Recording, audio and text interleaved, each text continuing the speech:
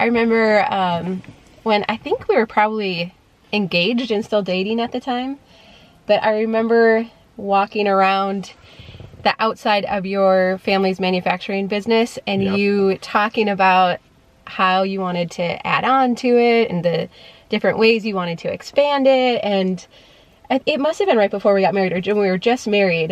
I think it was before. And it just, everything, our future seemed so bright. It just seemed like, this is awesome. We're gonna get married. Eventually Tom will take over the business. We'll expand it. We always had talked about like having rental properties, investing in real estate. We always wanted to create properties, rent them out or flip them. I think at the time we were thinking flip them. It was kind of big at the time. It was back in like 2008. That was becoming a thing. Yeah. And so little did we know over the next like 5, 6, 7 years that the house we bought to flip would flop. Expanding the manufacturing business wouldn't at all be an option anymore. We decided to start our own business. I forgot all about that. That didn't take off. It was just not the right time. We had little kids and we were both trying to work our full-time jobs. I started a business out of Dawn's parents' shop. And so we were 2.5 hours away. So 3 days a week I would drive down, work for a few days at my own company, and then drive back at that, with brand new little kids. Yeah. While trying to finish remodeling our house. Yeah. So I would say, actually, we've had more discouraging years than not discouraging years, I think, of things just not feeling like they were coming together, and that who knows if we'll ever get, I think you kind of start to be like, oh, we were just young kids with these crazy ideas, and it's just never actually going to come together. And I know for many of you, you're probably laughing at us because you're like, guys, we're 38 and 39 right now. We're still plenty young enough to achieve dreams and all that. But at the time, you feel just like, utter okay, failure. This is just what life's gonna be. There's people that succeed, and then there's Tom and Dawn, so, and it's fine. And throughout the process, we were still so blessed. We still had so many things to be grateful for, but I still think in the back of our minds, we had still always had this desire to do the things we had talked about before we were married. Yeah, I actually remember it was like 2 years into our marriage. I was laid off from my job. And I was working summer doing construction with a buddy who was a contractor. And one of his subs that he had working with him told me one day, he was like, Tom, you need to write a book because all the things that go on in your life don't go on in everyone else's life. Right. Like, he's like, you need to write a book. Right. I think my dad even during that nicknamed you Lucky because it was just... Yeah, he nicknamed me Lucky. Yeah, from vehicles to other things, it just felt like every time, like you're like, okay, I'm gonna flip this vehicle, right? So sorry, now that we're going down this road again, I feel like that still kind of is a thing that is somewhat in the presence. That's true. If Dawn's not involved, it's not all in the past, but at least now you can share about it on your channel, your YouTube channel. Anyways, so I think that dream had always been still in the background of like, we would really like to create some rentals of some sort or, do something with property. It's why you got your real estate license, 6 or 7 years ago. Yep. And we've always been interested and intrigued by real estate, rental properties, appreciation on an investment, like an investment we can touch, not imaginary. Yeah. So there's two things Tom's is always sending me, and that's vehicle listings and real estate listings. And so Dawn actually likes the real estate listings more than the vehicle listings. Right. She discourages both. Yeah. The real estate listings were kind of, I don't want to say depressing, but it was just feeling like it was tough to find what we were looking for. Well, I think ideally you and I would be most comfortable finding just a wildly rundown property and bringing it back from the dead. Yeah. Like we would rather find something that's been sitting, rehab the whole thing and make it great. We would prefer to not start from scratch. Absolutely. But we weren't really finding anything like that. No, and so we know acreages. Like that's when we sold real estate full time. Like our niche was hobby farms and acreages because that's what we know. And so when we think about investment property or rental property, we think acreage because that's what we know and that's what we like. Yeah. I'm sure anywhere in the country right now, if you hear what I just said about acreages, you think, yeah, those are wildly hard to come by, Tom. Yes. You Very are expensive correct. right now. So Tom sent me a listing for 2 lots that were literally a farm field. Yeah, nothing whatsoever on. No interest. No, well, actually, it had corn on at the time. It was planted in corn. Yeah. And so, but the only thing they had going was they were a fairly reasonable distance from our house, and they were right next to each other. So it seemed like, well, Right. We thought, ooh, when could you ever have the opportunity to have 2 rental houses right next to each other and both of them be acreages? so we started like playing with the numbers and going around, and eventually decided, like, looking at everything else, maybe we should throw in an offer. Because these had been on the market for over a year. And so we thought, we have to be able to get a deal on these things. Right. There's literally nothing to them, on them architecturally and they've been on for a year. Yeah. So we put in an offer and it got rejected. And I was like, And then we thought, yep, that's why it's been on for a year. well, and I just thought, like, at this point, I think we have a little more maturity to be like, Lord, your will be done. Like, if this is a huge mistake, because we still weren't completely at peace about it, like having to completely start from scratch. And so I was like, all right, Lord, maybe you are like just saving us from ourselves right now. And then I think it was like, It was a month later. yeah, the agent came back and was like, hey, we might want to work with your offer. We're like, oh, really? Interesting. We've played this game before. Yeah. So we decided to move forward with it, but I mean,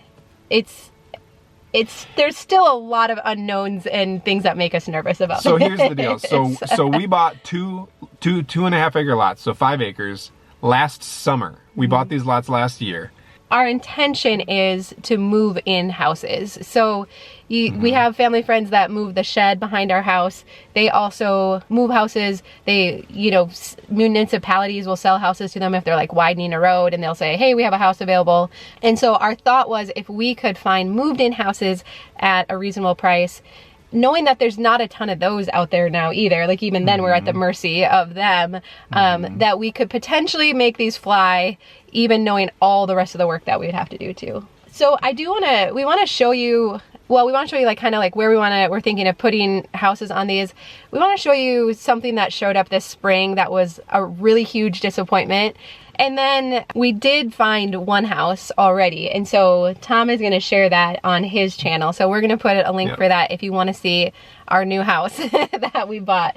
It's a good house, but there's things it needs. So we'll just leave it at that. All right, so first thing we did out here is there were no driveway approaches because it was a farm field. So I built my first driveway approach.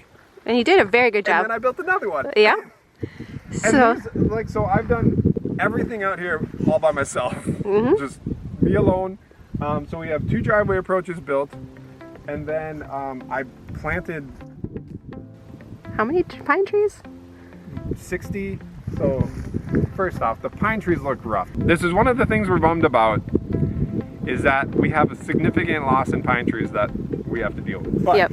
It's really cold out right now. Where the windy. house is gonna go. Okay, so I'm gonna run out. I'm gonna run the driveway, right? So I'm gonna run up the driveway and then I'll wave at the house. Okay, this will be good.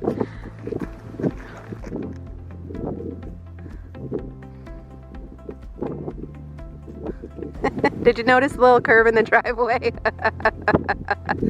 All right, so we're gonna put the house way back there. Yeah, wow, he looks really far away. So we're gonna try and set it kind of far back, just to create more privacy and everything from the road. Good job. Also, if you know anything about water shedding and you see a perfectly flat property, you think, where's the water gonna go? Yeah. That's an excellent question. All right, so we're right in front of the south lot now, and this is what showed up this spring that we couldn't have seen when there was crops on or in the fall. Well, and actually in the fall, this all was really dry. Yeah. So what we're gonna do on this lot, just like I said, the north lot, is that we're gonna bring in a ton of fill from the field behind our house, and we're gonna raise these lots up. We're gonna give them some shape. We're gonna build driveways, make ditches, and then I'm not gonna make that pond go away. What I'm gonna do, because I know these lots are just generally a little lower, we're gonna build a pond in this lot, but further that way from what you saw. So we're gonna build a little pond back there, which I think is gonna actually make it pretty cool. Yeah. So we got a lot of dirt work to do. Yeah. We got a lot of concrete work to do. And we still don't know if it's a good idea or not what we're doing. Sorry, go ahead. No, we don't at all. See, I think this is where the rusty judgment in Tom played off of the creative wanting to build things and make things in Dawn. Yeah. And we may have created the perfect storm here. Yeah. I mean, seriously, we still go back. This has not been without opposition either, or people telling us that we're very silly for what it is that we are Those are the kindest words Dawn could have used. There might have been, you know, accusations that we're building in the middle of a, I don't know, what, marsh or something like that. And some of the neighbors may not think we're the coolest people in the world, but... So, yeah, so I think that's even part of the reasons we haven't even really talked about it much, is because it feels like we've just been trying to keep our heads down and not draw any attention to ourselves. Well, and the other thing is, so we've heard from some people that because we're making them into rentals, that's why they don't like them, is because they'll be rentals. But what we know is that we're going to make them beautiful properties. Yeah. And we're not going to rent them out to just anybody. Well, we know there's awesome renters out there, and unfortunately it's the ones that aren't so great that get all the attention. And so we know that there's lots of great renters, and we're just glad we have lots of manpower in our household, so that if things need to get fixed up again or whatever, that we can all go at it. And for some reason, if the renting of these don't actually go well in the long run, then we just sell the lots off, or we sell the properties as single-family homes. So. Yeah, and that is the nice thing about doing a lot of the work ourselves. Well, and my parents having, you know, a lot of the equipment to do it. Like, we don't want to leave them out. They are huge parts of this. And even, I just even think back to my childhood, and my parents were always like, you can do anything you want to. You can be anything you want. You can do anything you want. And so... That's why Dawn is how Dawn is. It's their fault that we're doing this. No, but I'm grateful for that kind of support of like, well, you know, when it doesn't work out, you just... my dad always looked at like every problem that would come up as a puzzle to solve, and he's like, okay, you got a pond. Pivot. Yep. Pivot. You got it. You know, you have a lake in the middle of your lot where you're right where you're going to put the house. Like, we'll figure it out. We don't need to buy a house now. We just go through a houseboat right there. Yep. So, yeah. So we will take you along. A lot of it will be documented on Tom's channel. I think most of it will be on my channel, and then you will probably pop in from time to time. Yep. And so, and even now you can head over and check out our first house that we bought. It needs some TLC, but we're just gonna have to try and put as little like money into that as possible. The thing, though. This house that we already bought to go on that north lot is bigger than the house we live in. There is that. Yeah, there's that too. But it's okay. Yeah. And even for now, we're gonna kind of we want to finish our office building, but beyond that, you know, we've talked about moving our house, you know, putting a new basement, and we're just gonna keep that all on hold right now so we can keep focusing on this stuff. So we'll wind this up for now, but go on over and you can check out our first house on Tom's channel. And yeah, how we arrived at this house. Yep, how we got it, what it looks like now, the crazy work they're doing to get it ready to move. So you can see that over there, and then that's the only house we have right now, so we do have to keep looking. And thank you so much for all of your kindness and your support and your encouragement. I mean, we just feel so incredibly fortunate for all the friends that we have that are behind us and cheering us on, whether you think we're silly or not.